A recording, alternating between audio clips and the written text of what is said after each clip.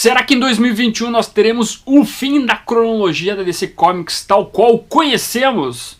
Vem comigo conferir aqui as novidades. Sejam bem-vindos ao Café do Morcego, meu nome é Fábio e hoje nós vamos falar sobre cronologia da DC Comics, meus amigos. Esse tema aqui é complicadíssimo, na minha opinião, que gera muita controvérsia. Isso porque nós tivemos uma notícia recente do Bleeding Cool News falando que a DC tem planos aí para 2021 de talvez fazer uma cronologia diferente, que talvez não tenha tantas amarras assim para os criadores. Então vamos conversar sobre isso, destacar os pontos aqui, trazer as novidades e abrir a discussão, né, para os amigos aí no aba de comentários. Mas antes de eu continuar aqui, não esqueça de curtir esse vídeo para ajudar a subir nesse YouTube de meu Deus. Se inscreva no canal se você é novo, porque todo dia tem vídeo aqui e aqui é um bom local para você ficar muito bem informado do universo do Batman e da DC Comics também com suas cronologias, né? Então, meus amiguinhos, surgiu um novo termo aí que pode ser explorado mais para frente pela DC Comics. Nós temos o universo, nós temos o multiverso. É o que parece, nós podemos ter o Omniverse, que seria uma etapa da DC Comics aí que ela implantaria a partir de março, abril, em algum evento, onde então o Omniverse poderia então dar uma afrouxada nessa cronologia da DC como a gente conhece,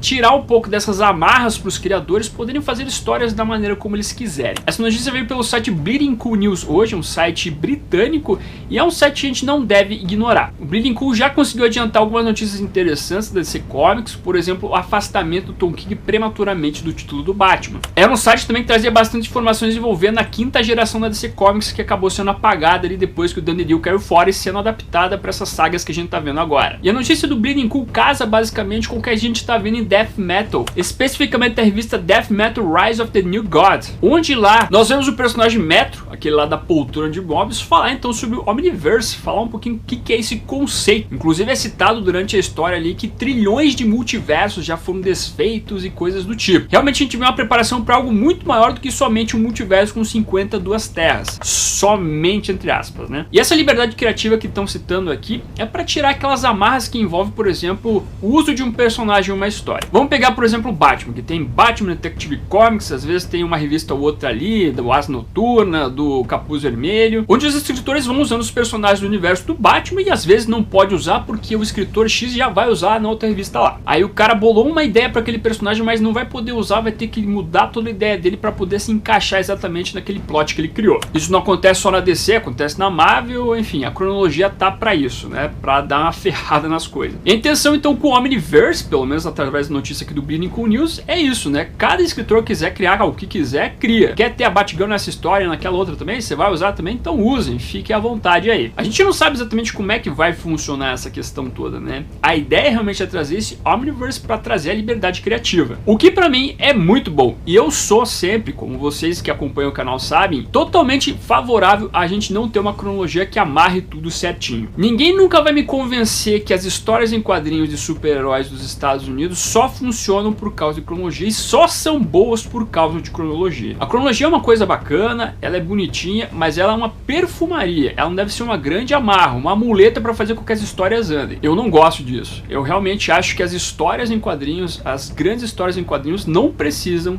de cronologia. Isso vale pra tudo, não vale pra DC só, vale pra Marvel também, vale pros filmes da Marvel, né? O filme do Capitão América lá, o Soldado Invernal, ele é bom por quê? Por causa da cronologia que foi criada naquele universo ou porque é um filme bem dirigido, com um bom roteiro, com boas atuações? Eu acredito que é porque é um filme bom, né? E não porque tem uma cronologia. Você não precisa de cronologia pra tornar as histórias boas. E tem aquele velho chavão, né? Aquele velho clichê que as grandes histórias, os grandes clássicos dos super-heróis são aquelas histórias que estão fora da cronologia. E de certa maneira tem uma sua razão, né? Se você pegar Cavaleiro das Trevas, B de Vingança, Watchmen, Reino da Manhã. Talvez esse conceito também não seja uma novidade, foi tentado fazer isso na DC no passado com o DCU, onde tudo contaria, as pessoas poderiam escrever o que quiserem, coisa do tipo, mas não funcionou naquela época. Mas agora as coisas estão mudando na DC, com a TIT, com as demissões que houveram, bem como com todos os problemas que houveram na pandemia, né? Com a questão das vendas dos quadrinhos e elas estarem muito entrelaçadas com a Comic Shop. E eu acho que um fator que pode pesar isso também é o fato de que as graphic novels para o público infanto-juvenil e para o público infantil também estão dando muito certo nos Estados Unidos, e elas também não têm amarras cronológicas, são histórias que pegam os personagens X, Y, Z,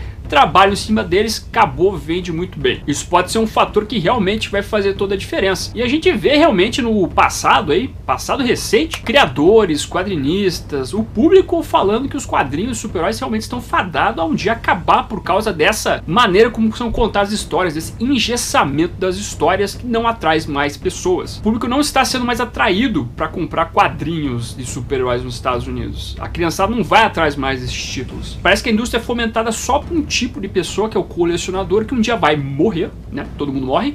E ele não vai dar continuidade, né? A DC não vai conseguir, a DC, Marvel, que seja, não vai conseguir dar continuidade nas vendas, porque as pessoas vão acabar um dia, essas pessoas que estão comprando os quadrinhos dessa maneira como são vendidos hoje em dia. Então realmente você tem que ter um outro plano, você tem que atrair as pessoas de outra maneira. E a cronologia pode sim hoje em dia ser um grande impeditivo para as pessoas entrarem nesse mundo. Eu sou uma das pessoas que eu sempre digo, não leia Batman através de cronologia. Não adianta você pegar uma cronologia na internet e seguir, porque talvez você não vá pegar tudo que é de bom do personagem, porque nem sempre a cronologia traz coisas boas. O Batman tem um personagem que é privilegiado porque ele tem muita coisa boa no começo da sua carreira, que foram estipulados, por exemplo, no começo ali dos anos 90, no final dos anos 80, tem o Batman 1, que é uma grande origem do personagem, tem o Longo Dia das Bruxas, que é um ano 2 bacana, tem a Piada Mortal, que estabelece uma boa origem ali pro Coringa, mas mesmo assim, se você seguir a cronologia ali dos anos 90, que ela é um pouquinho fechada, você ainda não vai conseguir pegar tudo que realmente que é de bom envolvendo Batman. E um exemplo que eu sempre uso é a figura do Duas Caras. Hoje em dia, as pessoas levam qual origem como a origem grandiosa e definitiva do personagem? Longo Dia das Bruxas, né? É uma boa história, uma história que eu gosto bastante, tem um bom trabalho de Jeff Loeb, Tim Sale, mas eu não acho que o Longo Dia das Bruxas seja a grande origem desse personagem. Eu gosto muito de uma história chamada World Beholder, que eu já citei várias vezes aqui no canal,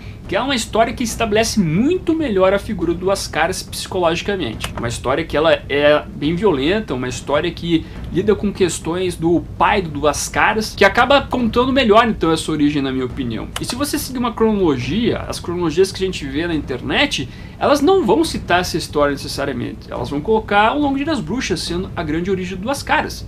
E você vai acabar perdendo essa história se você seguir cronologicamente as histórias. Outro exemplo é, por exemplo, o Sr. Frio. Qual que é a melhor história para você conhecer o Sr. Frio? Nos quadrinhos a galera usa muito aquele Legends of the Dark Knight Snow, um conto de Batman Neve, talvez uma tradução mais solta aqui pro Brasil, que é uma história interessante do Sr. Frio, mas eu não acho que seja a melhor história para você conhecer o Sr. Frio. A melhor história para você conhecer esse personagem é do Animated Series. Foi lá que o personagem foi reformulado, foi lá que o personagem ganhou esses ares que a gente conhece hoje em dia, e nada melhor do que você assistir então Animated Series para você conhecer a figura desse personagem, que talvez nos quadrinhos não tenha sido tão bem trabalhado quanto na série animada. Mas você pode dizer, pô, mas não vale, né? Tem que ser no quadrinho, eu quero ver no quadrinho. Por que tem que ser só no quadrinho? Esses personagens, quando passam para outras mídias, eles não estão sendo meramente adaptados. Eles estão sendo criados de maneiras diferentes. E tudo que é estipulado fora dos quadrinhos, depois veio para os quadrinhos se é muito bom. Como, por exemplo, o Sr. Frio, como veio a Arlequina também. Por isso que eu sempre defendo que você deve conhecer o universo do Batman por obras específicas, obras que te expliquem quem é o Batman, quem é o Robin, quem é a Batgirl, quem é o Coringa,